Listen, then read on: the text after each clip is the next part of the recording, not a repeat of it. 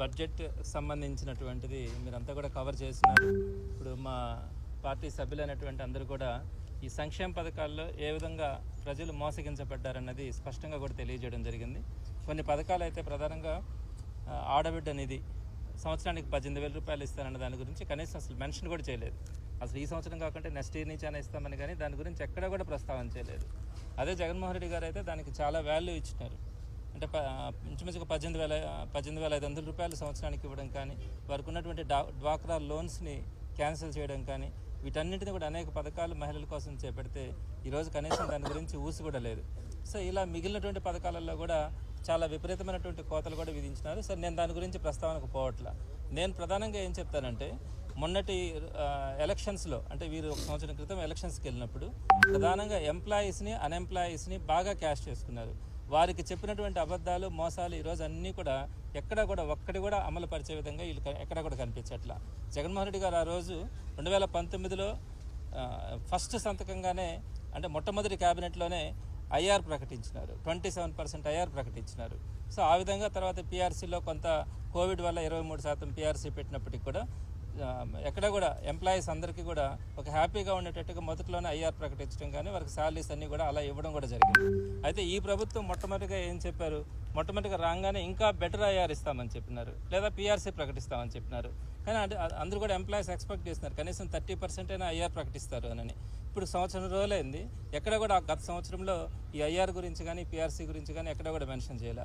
ఈ రోజు బడ్జెట్లో కూడా ఎక్స్పెక్ట్ చేస్తున్నాం దాని గురించి ఎక్కడైనా కూడా మెన్షన్ చేస్తారేమో, ఐఆర్ అన్నా ప్రకటిస్తారేమో, లేదా కనీసం పీఆర్సీకి సంబంధించి ఒక కమిటీ అయినా వేస్తారేమో. అంటే పీఆర్సీ ఉన్న కమిటీని కూడా రద్దు చేస్తున్నారు ఈ గవర్నమెంట్ రాగానే. కనీసం కొత్త కమిటీ అయినా వేస్తారా లేదా అనేది కూడా చూసాం. కానీ గవర్నమెంట్ ఎంప్లాయీస్కి సంబంధించి ఎక్కడ కూడా ఒక చిన్న ఊరట కూడా వాళ్ళకి లభించకపోగా ఈరోజు ఎంప్లాయీస్ అంతా కూడా చాలా వరకు ఆతృతగా చూసినారు. వారందరినీ కూడా నిరుత్సాహపరచడం జరిగింది.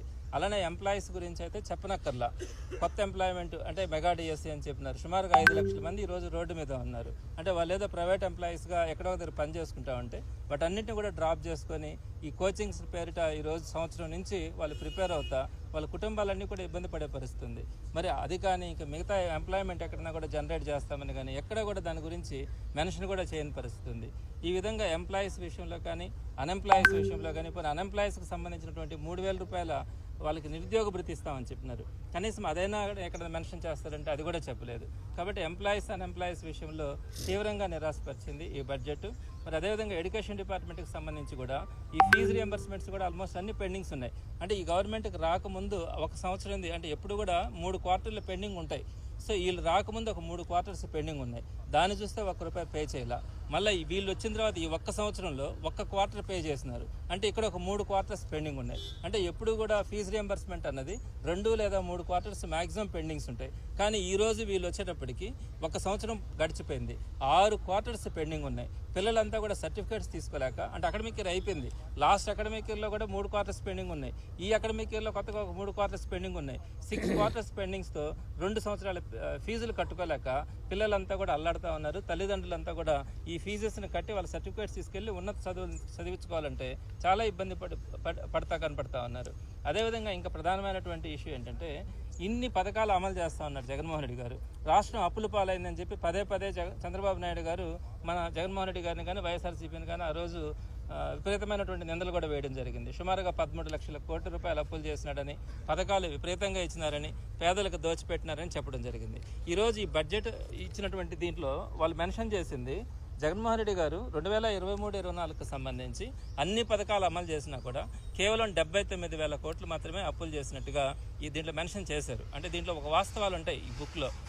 అదే ఇప్పుడు ఈయన ఏ పథకాలు అమలు చేయకుండానే ఈ రాబోయే అకాడమిక్ ఫైనాన్షియల్ ఇయర్లో 104,000 కోట్ల అప్పులు చేస్తానని చెప్పారు. ఒకే ఒక్క ఏడాదికి ఏ పథకాలు కూడా అమలు చేయకుండానే 104,000 కోట్ల అప్పులు చేస్తానన్నాడు. గడిచిన సంవత్సరంలో ఎన్ని కోట్లు చేశానన్నారు? 98,576 కోట్లు అప్పులు చేశానని చెప్పాడు మొన్నటి సంవత్సరం ఎక్కడైనా ఒక్క పథకమైనా ఇచ్చారా? ఆ గ్యాస్ సిలిండర్ ఒక్కటి ఇచ్చారు, అది కూడా దానికి కూడా చాలా తక్కువ బడ్జెట్. అది తప్ప ఇంకెక్కడైనా కూడా ఒక్క పథకం కూడా లేదు. మరి జగన్మోహన్ రెడ్డి గారు అన్ని పథకాలు అమలు చేసి కూడా కేవలం 79,000 కోట్ల అప్పులు ఆయన ఉన్న టైంలో జరిగితే ఈయన ఏ పథకాలు అమలు చేయకుండా 98,000 కోట్ల అప్పులు చేసి ఇప్పుడేమో కొత్తగా నాకు 104,000 కోట్లు నేను అప్పులు చేస్తానన్నాడు. ఏమైనా ధర్మమా? ప్రజలందరూ కూడా ఏమనుకున్నారు, ఈయన సంపద సృష్టిస్తాడు, అన్నీ ఇస్తారన్నారు. సరే, అన్నీ ఇవ్వకపోగా ఈ అప్పుల సంఖ్య ఇన్ని లక్షల కోట్లకు తీసుకొని వెళ్తే ఇంకా ప్రజలు ఏ విధంగా బతకాలా, ఏ విధంగా ఆలోచిస్తారు చంద్రబాబు నాయుడు గారి గురించి? సో ఈ విధంగా అన్నీ కూడా పచ్చి అబద్ధాలు కూడా చెప్పడం జరిగింది. మన గవర్నర్ గారి ప్రసంగంలో కూడా చాలా వరకు మెన్షన్ చేయడం జరిగింది. సో మేము మాట్లాడుతూ ఉన్నప్పుడు వాళ్ళు అడ్డుకోవడం తప్ప మాకు సమాధానాలు చెప్పే పరిస్థితి కనిపించట్లా. రాబోయే రోజుల్లో ఖచ్చితంగా ఇంకో 13-14 రోజుల పాటు బడ్జెట్ సెషన్స్ జరుగుతాయి. తప్పకుండా కూడా వైఎస్ఆర్సీపీ తరఫున ప్రజలకు కావాల్సినటువంటి అవసరాలు కానీ, ప్రజలకు ఏవైతే హామీలు ఇచ్చినారో వాటన్నిటిని కూడా ఖచ్చితంగా ప్రశ్నించడం జరుగుతుంది. సార్, బీసీ నియామకానికి సంబంధించి లోకేష్ గారు ఆధారాలు ఇస్తే జ్యుడిషియల్ ఎంక్వైరీ చేస్తా ఉన్నారు సార్. మీరు ఆధారాలు ఇస్తామని కూడా అన్నారు. ఎప్పుడు ఇస్తున్నారు సార్? ఆ రోజున ఇచ్చారు కదా. దీనికి సంబంధించి మొన్నటి రోజున గవర్నర్ గారి ప్రసంగం మీద ధన్యవాదాలు తెలిపే కార్యక్రమంలో భాగంగా అనేక అంశాల గురించి మేము మాట్లాడుతూ ఉన్నాం. అందులో భాగంగా నేను మాట్లాడుతున్నది బలవంతంగా అంటే వీసీలను ఒక 6 మందిని మేము నామినేట్ చేసినామని చెప్పి రాశారు. అది రెగ్యులర్ ప్రాసెస్. కానీ టోటల్గా 19 మంది వైస్ ఛాన్సలర్స్ మన రాష్ట్రంలో ఉంటే దేశంలో ఎక్కడా లేని విధంగా ఒక్క ఆంధ్ర రాష్ట్రంలోనే, అది కూడా ఈసారి మాత్రమే ఈ గవర్నమెంట్ రాగానే 17 మంది వైస్ ఛాన్సలర్ దగ్గర బలవంతంగా రాజీనామాలు చేయించినారని నేను మాట్లాడడం జరిగింది. దానికి లోకేష్ గారు ఏం చెప్పారు, నేను ఛాలెంజ్ చేస్తా ఉన్నాను, మీ దగ్గర ఆధారాలు కనుక్కుంటే నేను ఎంక్వైరీ వేస్తాను అన్నాడు. ఎస్, మేము ఆధారాలు ఇస్తామని చెప్పి ఆ రోజు మాట్లాడుతూ ఉంటే కనీసం మాకు మైక్ ఇవ్వకుండా, మాతో కనీసం మాట్లాడనివ్వకుండా అర్ధాంతరంగా సభను క్లోజ్ చేయించడం కూడా జరిగింది. అదేవిధంగా ప్రెస్ మీట్ కూడా నిన్న పెట్టడం జరిగింది. రేపు 3వ తారీఖున మేము సబ్మిట్ చేస్తూ ఉన్నాం మా దగ్గర ఉన్నటువంటి ఆధారాలని. వెరీ క్లియర్ ఎవిడెన్సెస్ ఉన్నాయి. వాటిలో ఫస్ట్ ఎవిడెన్స్ ఏంటంటే రిజిగ్నేషన్ ఏదైతే వైస్ ఛాన్సలర్స్ ఇచ్చినారో అక్కడ మెన్షన్ చేస్తున్నారు క్లియర్గా, ఆంధ్రప్రదేశ్ గవర్నమెంట్ నుంచి వచ్చినటువంటి instructions, AP state council higher education chairman ఇచ్చినటువంటి ఓవరాల్ ఇన్స్ట్రక్షన్స్ ద్వారా మేము రిజైన్ చేస్తున్నాం అన్నారు. మూకుమ్మడిగా 17 మంది వైస్ ఛాన్సలర్ రాజీనామా చేసిన సంఘటన దేశంలో ఎక్కడా లేదు.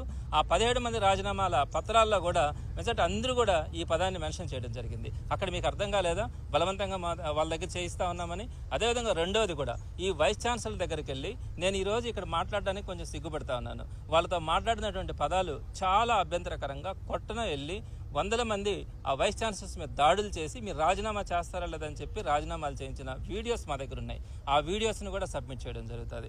అదేవిధంగా ప్రెస్లో అప్పుడు వచ్చినటువంటి వైస్ ఛాన్సలర్స్ మీద దాడుల గురించి ప్రెస్లో వచ్చినటువంటి ఫొటోస్ కానీ, న్యూస్ క్లిప్పింగ్స్ కానీ వాటిని కూడా ఎంక్లోజ్ చేయడం జరుగుతుంది.